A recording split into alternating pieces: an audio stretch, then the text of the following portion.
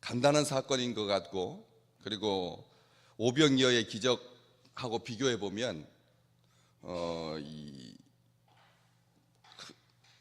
제자들에게만 국한된 기적이니까 사이즈로 봤을 때는 확실히 축소된 것 같지만, 오병이어의 기적을 통해서는 만민을 먹이시는, 만민에게 배부르게 하시는, 만민에게 모든 필요를 채우시는 그런 하나님임을 나타냈다면, 오늘 본문 말씀은 바다 물결을 밟으시는, 바다 물결을 밟으신다, 이 욥기가 기록하고 있는 하나님의 모습입니다.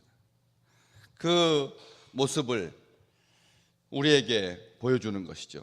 무차별적인 은혜가 아니라 특별히 제자들에게만 보여주신 놀라운 사건입니다. 이게 공유될 수 있는 은혜가 있고, 내가 가지고 있는, 그리고 내가 기뻐하는 그런 섬세한 은혜가 있다는 말씀입니다. 이 지구가 돌아가는 것, 이 우주가 움직이는 것은 모든 사람들에게 보편적으로 주시는 은혜지만, 우리 믿음의 식구들에게는 더 특별한, 각별한 은총이 있다는 말씀입니다. 이게 중요합니다. 같이 섞여 살아도 나는 사랑받고 있다라고 하는, 특별히 아끼시는, 나를 즐거워하시는 하나님이 있다라고 하는 것이 얼마나 큰 은혜이고 얼마나 큰 감사인지 모릅니다. 귀한 기적인데, 이 누가복음을 제외하고 마태복음하고 마가복음하고 요한복음이 이 기적을 기록하고 있습니다. 참 특이하죠. 어떤 기적은 공관복음이 기록하고 있고 제4복음서인 요한복음은 기록하지 않고, 또 어떤 복음은, 어떤 내용은 다 같이 기록, 오병이어의 기적은 모든 복음서가 다 같이 기록하고 있고, 또 어떤 때는 마가와 누가가 기록하고 있고, 어떤 때는 마태와 요한이 기록하고 있고, 이런 식으로 이 기록자들이 이 기적에 대해서 어떤 생각을 가지고 있는가를 잘 보여주는 그런 예인 거죠. 공이 다, 그러니까 사람이라고 하는 게 모두 다 똑같이 은혜를 받고 똑같이 감사하지 않는다는 겁니다. 같은 사실을 보고도 기록자에 따라서 기록하기도 하고, 그리고 약하기도 하고, 또 빼기도 하고, 더 하기도 하고 하면서 이 기록에 대한 저자의 관심이 어디에 있는가를 보여준다는 것이죠. 요한이 기록하는 마태복음과 마가복음을 같이 이렇게 같이 두고 이 말씀을 봤을 때 요한이 어디에다가 신경 썼는지를 금방 확인할 수가 있습니다. 왜냐하면 요한은 이 기적에 대해서 굉장히 약술하고 있습니다. 다시 말하면 아주 축약적이라는 겁니다. 아주 간단하다는 겁니다. 마태복음에 보면은 이 사건을 기록하면서 마가복음이 관심을 가졌던 파도가 거슬렀다. 파도가 거슬렸다.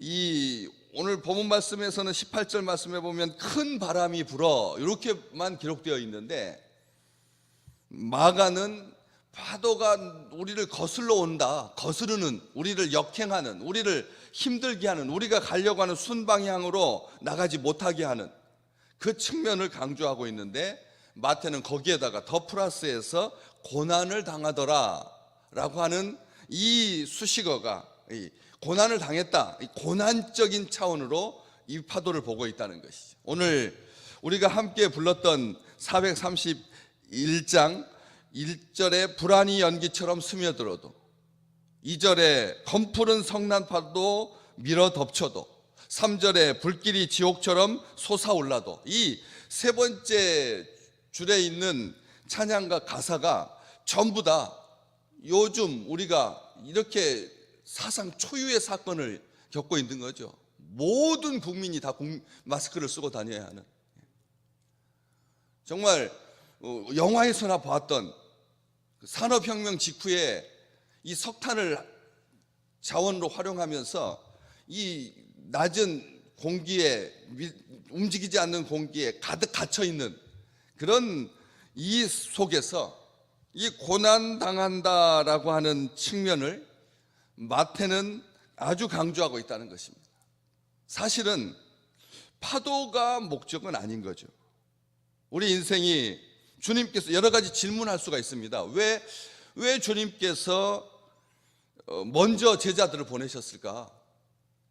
제자들을 왜 보내셨을까? 당신은 기도하러 가시고 같이 기도하러 가신 다음에 그 다음에 예수님과 같이 함께 배를 타고 가버나움으로, 이 갈릴리 호수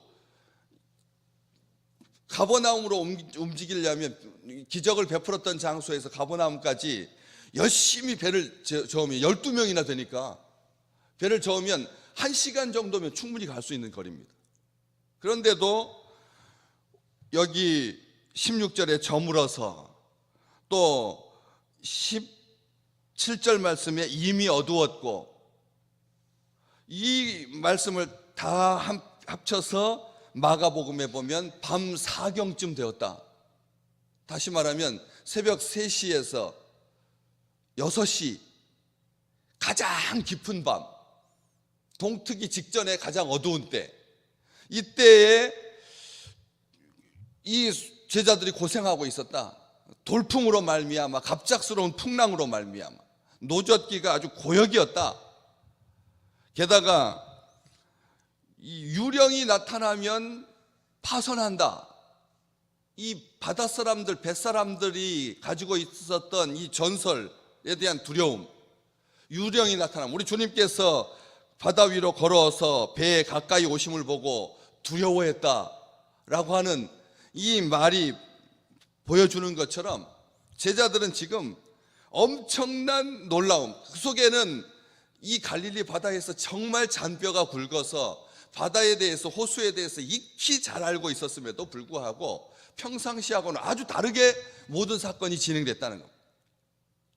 이렇게 엉키고, 이렇게 아프고, 이렇게 지치고, 이렇게 피곤하고, 이렇게 두렵고, 예수님마저 계시지 아니하고 이런 위험을 당하게 왜 주님께서 제자들을 그렇게 놔두셨느냐는 겁니다. 질문할 수 있습니다.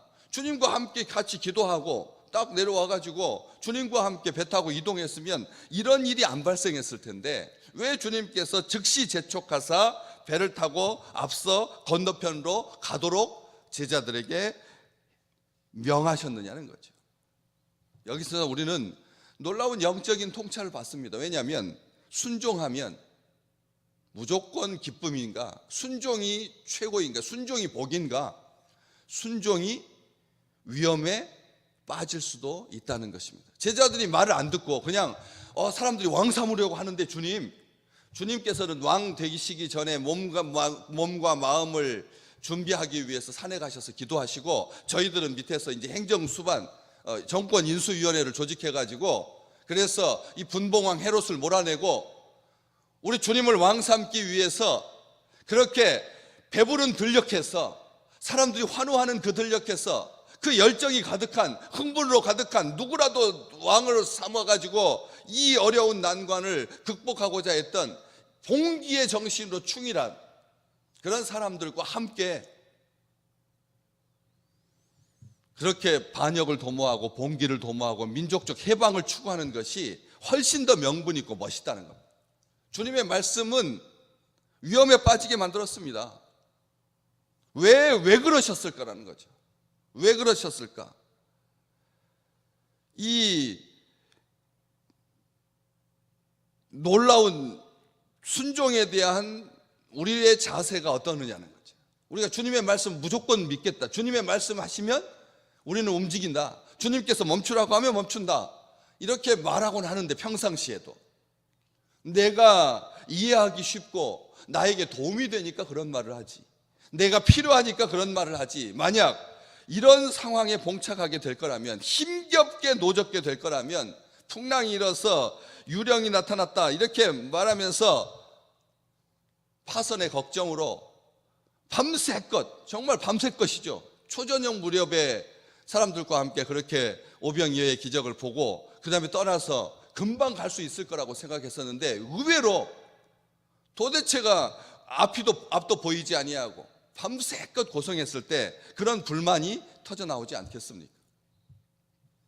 그런데 다른 마태복음과 마가복음과 병행하여서 봤을 때 힘겹게 노젓는 것을 주님께서 보시고 물 위로 걸어오십니다.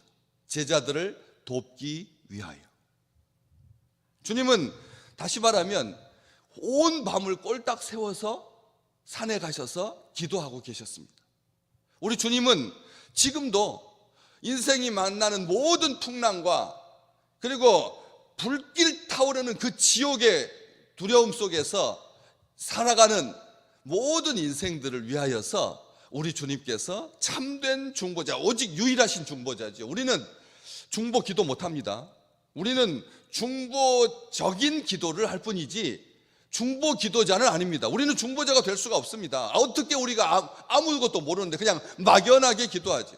어떤 사건을 보고 기도하지만 우리 주님은 그 밤중에 제자들이 했을 그 모든 수고와 노력, 그리고 두려움과 절망, 난관, 아픔, 어려움, 역경, 주님께서 다 보고 계셨다는 겁니다. 그리고 돕기 위해서 물 위를 걸어오십니다. 이것은 다른 사람들에게 허락하지 않으신 은총인 것이죠. 이 욥기가 고백하고 있는 하나님의 모습, 바다 물결을 밟으시며, 그런데 마가복음에서는 예수님께서 제자들 옆으로 지나가시려고 했다라고 하는 기사가 더 첨가되어 있습니다. 곧장 오셔가지고 도와주지 아니하고 예수님께서 이렇게 지나가시려고 했다. 누가복음에도 기록한 거 여러분 기억하시죠? 엠마오로 내려가던 제자들, 낙향하던 제자들, 스산한 제자들, 밤 무렵 제자들은 그냥 예수님과 함께 마음이 뜨거워져 가지고 놀라운 주님의 은총 가운데서 같이 동행했었는데 주님께서 더 가시려고 했다. 지나가시려고 했다. 이것은 구약에서 분명하게 그런 경우들이 예시되어 있고 그것은 하나님의 현현을 나타내는 아주 관용적인 표현입니다. 하나님께서 지나가시려고 했다.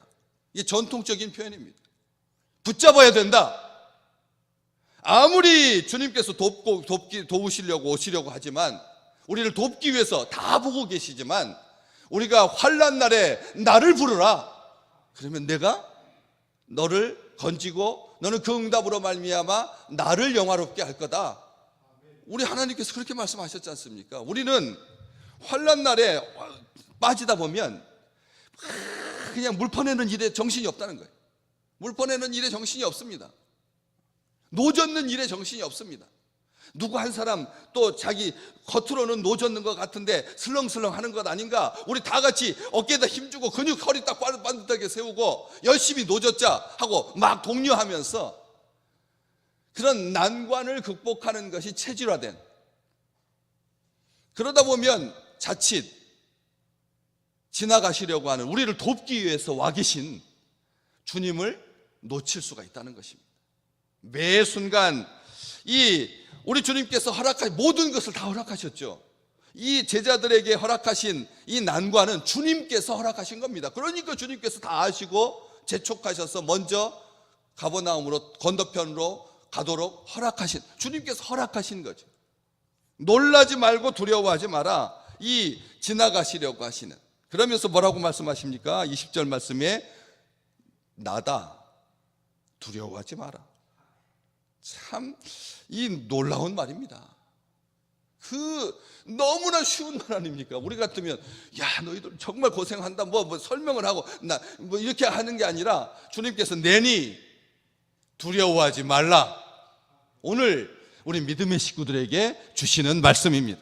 아무것도 두려워할 게 없다는 거죠. 왜요? 주님이 이것을 주관하고 계시는데, 주님께서 풍랑을 주님께서 조정하고 주님께서 허락하시니까, 주님께서 명하시면 모든 것들이 다 순종하는데, 그래서 시편 46편 너무나 우리가 잘 아는 고백 아닙니까? 하나님은 우리의 피난처시다. 하나님은 우리의 환난 중에 만날 큰 도움이시다. 그래서 땅이 변하든지 산이 흔들려서 바다 가운데 빠지든지 바닷물이 치솟고 뛰놀든지 그것이 넘침으로 산이 요동할지라도 우리는 두려워하지 아니하리로다. 우리는 기억하셔야 합니다. 이런 일을 통해서 21절 그들이 기뻐서 우리 주님을 배로 영접했다. 그들이 가려던 땅에 이르렀다. 오늘 우리에게 삶의 전 존재가 열려서 모든 난관을 주관하고 계시는, 우리의 모든 삶의 한순간도 눈 떼지 아니하시는 좋으신 우리 주님과 함께 영접하는, 새 창조의 역사를 보는, 물 위를 걸어서 오시는, 우리를 돕기 위하여 물 위를 걸어서 오시는 우리 주님의 은혜가 가득하시기를 주님의 이름으로 축복합니다. 화재가 나가지고 주께서 얘기를 안고 나갈 수가 없었습니다. 그래서 엄마가 하나님께 기도하고 도와주십시오. 자기도 이제 못 나가니까 아이를 창밖으로 던졌습니다. 창밖으로 던졌습니다. 이거 불 속을 뚫고 뭐 계단에서 내려와가지고 뭐 이렇게 안고 물에다 적셔가지고 할 그런 여력이 없었습니다. 그냥 창밖으로 아이를 던져버렸습니다. 하나님께서 도와달라. 그런데 마침 바로 창 밑에 누가 있었냐? 야구 선수가 있었어요. 야구 선수. 그것도 포수가. 그리고 인명구조 훈련을 받은 그런 사람을 미국에서 실제로 있었던 일입니다. 던졌는데 그 선수가 불 바깥으로 던져진 그 아이를 탁 받았어요. 그래서 찬물로 씻기고 조치하고 응급조치하고 병원으로 이송해가지고 살았다니까요. 우리 삶에 죽음이 우리를 엄습해 올지라도 우리를 사랑하시고 우리를 보시고 우리를 베푸시고 우리를 인도하시고 우리를 도우시는 주님이 있다라고 하는 것을 결코 잊지 아니하시는 귀한 날 되시기를 주님의 이름으로 축복합니다.